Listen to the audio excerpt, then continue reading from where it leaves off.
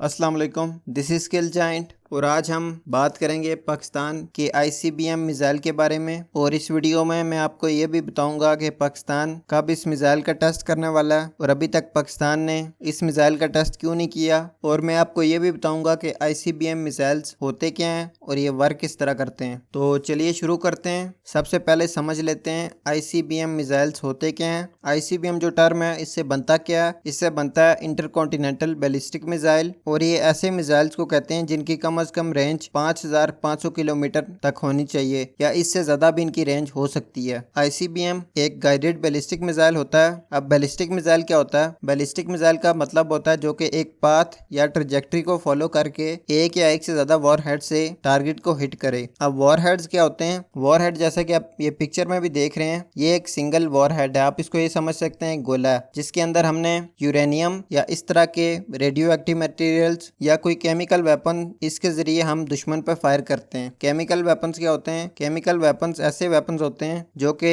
जब फायर किए जाते हैं तो वो कोई पॉइजनस गैस दुश्मन के मुल्क में फैला देते हैं, जिसकी वजह से बहुत ज्यादा बीमारियां फैलती हैं। जिस तरह के कोई स्किन इन्फेक्शंस हो गए, इस तरह की बीमारियां इस वेपन के दुश्मन पे फायर करने की वजह से फैलती हैं। अब गाइडेड बैलिस्टिक मिसाइल्स क्या होते हैं? गाइडेड बैलिस्टिक मिसाइल्स ऐसे मिसाइल्स को बोलते हैं जिनको सैटेलाइट की मदद से इंस्ट्रक्शंस दी जाएं, जैसे कि आपने इस टारगेट को हिट करना है, अभी आपने अपनी स्पीड ये रखनी है और डायरेक्शन ये रखनी है ताकि आप सक्सेसफुली अपने टारगेट को हिट कर पाओ। सैटेलाइट गाइडेंस सिस्टम की डिटेल आगे जाके वीडियो में मैं आपको बताऊंगा। जो ICBM मिसाइल्स होते हैं इनके लिए सबसे ज़रूरी चीज़ जो होती है कि इनको सैटेलाइट से गाइड किया जाता है। और पाकिस्तान की एक कंपनी है स्पार्को, वो पाकिस्तान की मिलिट्री सैटेलाइट पे काम कर रही है जो कि 2018 या 2019 तक लॉन्च हो जाएगी चाइना से। उसके बाद पाकिस्तान इतना कैपेबल होगा कि पाकिस्तान अपना ICBM मिसाइल जो है वो लॉन्च कर पाए। और जो ICBM मिसाइल्स होते हैं उनकी स्पीड जो होती है कम से कम 14 मैक होनी चाहिए। मतलब ये कम से कम 5 किलोमीटर पर सेकंड की स्पीड से ट्रेवल कर सकते हैं। और जो ज्यादा एडवांस ICBMs हैं उनकी स्पीड 5 किलोमीटर पर सेकंड की स्पीड से भी ज्यादा होती है। और मैं आपको ये बताता चलूँ कि जो पाकिस्तान का ICBM मिसाइल होगा वो मल्टीपल वॉरहेड्स अपने साथ ले जाने की कैपेबिलिटी रखता होगा। जिस तरह के आप पिक्चर में भी देख रहे हैं, ये जो लेफ्ट साइड पे मिसाइल है इसमें खाली एक वॉरहेड मौजूद है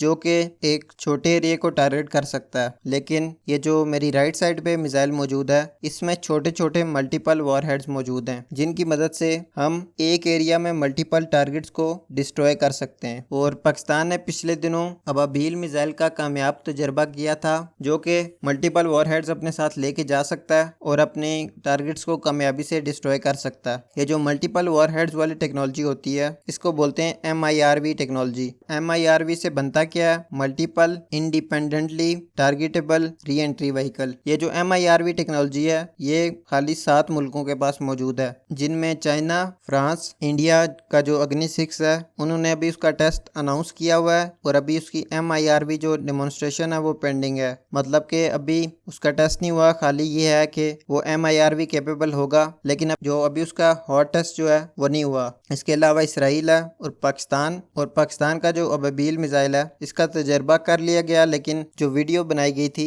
उसमें इसकी MIRV डेमोन्स्ट्रेशन जो थी वो पेंडिंग थी। अगर पाकिस्तान के साइंटिस्ट ने यह दावा किया है कि अबाबील मिसाइल MIRV कैपेबल होगा तो हमें उन पे इतना यकीन है कि पाकिस्तान ने ये टेक्नोलॉजी बना ली होगी। इसके अलावा रशिया के पास है, इसके अलावा US और UK के पास है, यानी इतने कम मुल्कों के पास ये टेक्नोलॉजी मौजूद है। अभी पिछले दिनों मैं एक वीडियो देख रहा था, उसमें एक इंडियन ने इल्ज़ाम लगाया था कि पाकिस्तान के पास जो अबाबील मिसाइल है ये MIRV कैपेबल नहीं है। इस बात को प्रूव करने के लिए उसने कुछ रीजंस दी थी, क्योंकि MIRV टेक्नोलॉजी के लिए स्पेस साइंटिस्ट की ज़रूरत होती है। तो उसने कहा था कि पाकिस्तान के पास कोई स्पेस साइंटिस्ट जो है मौजूद नहीं है। तो उस इंडियन को शायद ये नहीं पता कि खाली उन्हीं के साइंटिस्ट जो हैं वो नासा में काम करके नहीं आए हुए, बल्कि पाकिस्तान के भी बहुत सारे साइंटिस्ट जो हैं वो नासा में काम कर चुके हैं। जिनमें से कुछ मशहूर जो साइंसदान हैं उनमें एक हैं बशीर सैयद, जो कि एक फिजिसिस्ट हैं और काफ़ी मशहूर साइंसदान हैं। इसके अलावा हिबा रहमानी, आसिम मुगल, इसके अलावा और भी कई साइंटिस्ट हैं जो नासा में काम कर चुके हैं। पाकिस्तान का जो अबाबील मिसाइल है और जो शाहीन मिसाइल है, इन दोनों में फ़र्क ये है कि शाहीन मिसाइल जो है खाली एक वॉरहेड लेके जा सकता है, जबकि अबाबील मिसाइल जो MIRV कैपेबल है वो मल्टीपल वॉरहेड्स अपने साथ लेके जाने की कैपेबिलिटी रखता है। अब समझ लेते हैं MIRV टेक्नोलॉजी जो है वो काम किस तरह करती है। लेकिन इस टेक्नोलॉजी की वर्किंग को समझने के लिए हमें पहले मिसाइल की वर्किंग को समझना पड़ेगा। तो जिस तरह के आप तस्वीर में देख रहे हैं, ICBM मिसाइल्स होते हैं, ये 4 स्टेज मिसाइल्स होते हैं। जो पहली 3 लेयर्स होती हैं इनमें फ्यूल पड़ा होता है, जबकि जो चौथी लेयर होती है उसमें वॉरहेड्स मौजूद होते हैं। इसके अलावा जो पहली 3 लेयर्स होती हैं इनमें सॉलिड फ्यूल का इस्तेमाल किया जाता है। अब सॉलिड फ्यूल होता क्या है, जिस तरह के आप पिक्चर में देख रहे हैं, ये लिक्विड फ्यूल मिसाइल्स का और जो सॉलिड फ्यूल मिसाइल्स होते हैं इनका डिफरेंस दिखाया गया है। जो लिक्विड फ्यूल मिसाइल्स होते हैं उनमें क्या होता है, लिक्विड फ्यूल को अलग रखा जाता है और जो लिक्विड ऑक्सीडाइजर्स होते हैं इनको अलग रखा जाता है। ऑक्सीडाइजर्स बेसिकली होते क्या हैं, ऑक्सीडाइजर्स ऐसी चीजों को बोलते हैं जो कि हमें किसी चीज को जलाने में हेल्प करें। जिस तरह जमीन पे आप कोई भी चीज जलाते हैं तो सबसे जो जरूरी चीज होती है जलाने के लिए वो होती है ऑक्सीजन। ऑक्सीजन को आप ऑक्सीडाइजर्स बोल सकते हैं। जो लिक्विड फ्यूल रॉकेट्स होते हैं उनमें क्या होता है कि पाइप की मदद से लिक्विड ऑक्सीडाइजर्स और लिक्विड फ्यूल को कंबस्शन चैम्बर के अंदर मिक्स करके फिर जलाया जाता है। उससे जो एनर्जी प्रोड्यूस होती है उससे रॉकेट को लिफ्ट मिलती है। जबकि जो सॉलिड फ्यूल मिसाइल्स होते हैं उनमें क्या होता है कि जो फ्यूल और ऑक्सीडाइजर जो होते हैं उनको पहले से मिक्स करके रख दिया जाता है और इनको काफी कोल्ड स्टेट में रखा जाता है, जिसकी वजह से सॉलिड फॉर्म में आ जाते हैं। उसके बाद इस फ्यूल को जलाया जाता है और उससे रॉकेट को चलाया जाता है। जो सॉलिड फ्यूल होता है सबसे बड़ा फायदा ये कि काफी सस्ता पड़ता है, लेकिन इसके अलावा इसके कुछ नुकसानात भी हैं। अगर हमने रॉकेट को ज्यादा पावर देनी हो तो हम सॉलिड फ्यूल को यूज करते हुए रॉकेट को ज्यादा पावर नहीं दे सकते। उसकी वजह क्या है, जैसा कि आप पिक्चर में देख सकते हैं, अगर हमें लिक्विड फ्यूल मिसाइल को ज्यादा पावर देनी हो वो हम आसानी से दे सकते हैं। करना हमें ये पड़ेगा कि हमें यहाँ से लिक्विड फ्यूल और ऑक्सीडाइजर की ज्यादा मिकदार कंबस्शन चैम्बर में भेजनी होगी, जिसकी वजह से रॉकेट को ज्यादा पावर मिल पाएगी। जबकि जो सॉलिड फ्यूल रॉकेट्स होते हैं इनका फ्यूल और ऑक्सीडाइजर्स ऑलरेडी सॉलिड स्टेट में होते हैं और हम इनकी ज्यादा मिकदार को कंबस्शन चैम्बर के अंदर नहीं भेज सकते। अब देखते हैं कि ICBM मिसाइल जो होता है वर्क किस तरह करता है। सबसे पहले मिसाइल को किसी साइलो से लॉन्च किया जाता है। साइलो से लॉन्च इस वजह से किया जाता है ताकि हम सैटेलाइट डिटेक्शन से बच पाएं, क्योंकि जब रॉकेट को फ्यूल किया जाता है तो अगर वो बाहर पड़ा होगा तो वो डिटेक्ट हो जाएगा। तो इस साइलो से उसको लॉन्च किया जाता है। उसके बाद जो पहली स्टेज होती है मिसाइल की, वो रॉकेट मोटर और फ्यूल की हेल्प की मदद से मिसाइल को खला में भेज देती है। उसके बाद जो पहली स्टेज के पार्ट्स होते हैं मिसाइल से अलग हो जाते हैं। उसकी वजह यह है कि एम्प्टी वेट कैरी करने का मकसद नहीं है, क्योंकि अगर एम्प्टी वेट कैरी करेंगे तो उसको उठाने में भी ज्यादा पावर लगती है। उसके बाद रॉकेट जब खला में चला जाता है, उसके बाद जो दूसरी और तीसरी स्टेज होती है मिसाइल की, उसका काम ये होता है कि मिसाइल को अपने टारगेट पे पहुंचाना। लेकिन उस मिसाइल को पता किस तरह चलता है कि मैं अपने टारगेट पे पहुंच गया हूँ? वो इस तरह होता है कि हमेशा एक सैटेलाइट मिसाइल को मॉनिटर कर रही होती है कि ये सही ट्रैक पे है या नहीं, तो जिसके लिए फिर सैटेलाइट गाइडेंस सिस्टम को यूज किया जाता है। बेसिकली होता क्या है कि अर्थ हर वक्त मूव करती रहती है, जिसका मतलब है कि हमारा टारगेट जो है वो भी मूविंग स्टेट में होगा। तो सैटेलाइट गाइडेंस सिस्टम का काम ये होता है कि ये मिसाइल को इंस्ट्रक्ट करता है कि आपने अपनी स्पीड ये रखनी है और इस डायरेक्शन पे मूव करना है ताकि आप अपने टारगेट को सही से हिट कर पाओ। अब एक और बात के सैटेलाइट गाइडेंस सिस्टम जो होता है उसको पता किस तरह चलता है कि मिसाइल जो है इस वक्त यहाँ पे मौजूद है और इसकी स्पीड और डायरेक्शन क्या है। होता यह है कि मिसाइल में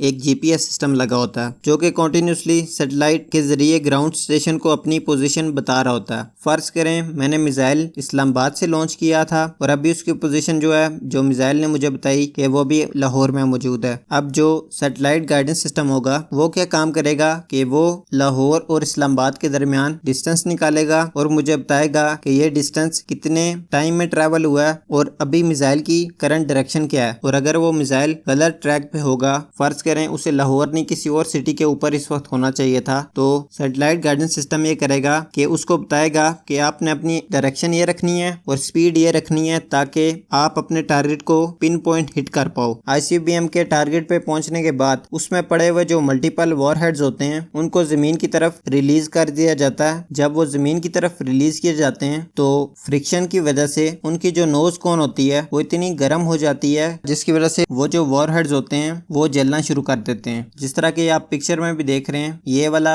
जो वॉरहेड है ये जलना शुरू हो गया है। उसके बाद ये एक ही शहर में मल्टीपल जगहों पे हिट करते हैं, जिसकी वजह से जो डैमेज रेट होता है वो काफी ज्यादा इंक्रीज हो जाता है। ये जो MIRV टेक्नोलॉजी है, इसका जो प्लस पॉइंट है वो ये है कि जो एंटी मिसाइल सिस्टम्स होते हैं वो इसको डिटेक्ट नहीं कर पाते। इंडिया ने पिछले दिनों बिलियंस ऑफ डॉलर्स खर्च करके पृथ्वी एयर डिफेंस सिस्टम बनाया था। इसके अलावा एडवांस एयर डिफेंस सिस्टम बनाया था, और ये सब चीज़ें जो हैं ये MIRV टेक्नोलॉजी के आगे फेल हैं। अब ये जो एयर डिफेंस सिस्टम्स या एंटी मिसाइल सिस्टम्स होते हैं ये MIRV टेक्नोलॉजी के आगे फेल क्यों हैं? उसकी सबसे बड़ी वजह यह है कि जब इन वॉरहेड्स को ज़मीन की तरफ रिलीज़ किया जाता है, इनके साथ डिकोय वॉरहेड्स को भी फायर किया जाता है। डिकोय वॉरहेड्स जो होते हैं बेसिकली ऐसे वॉरहेड्स को बोलते हैं जो कि किसी enemy anti missile guidance system को या रडार को धोखा देने के लिए इस्तेमाल किए जाएं। और ये जो डिकोय वॉरहेड्स होते हैं ये एक तरह की इलेक्ट्रॉनिक नॉइस प्रोड्यूस करते हैं, जिनकी वजह से जो एंटी मिसाइल सिस्टम्स होते हैं इनको लगता है कि एक्चुअल टारगेट्स ये वाले मिसाइल्स हैं, जबकि खाली डिकोयज होते हैं। असली वॉरहेड्स जो होते हैं जो कि इलेक्ट्रॉनिक नॉइस प्रोड्यूस नहीं करते,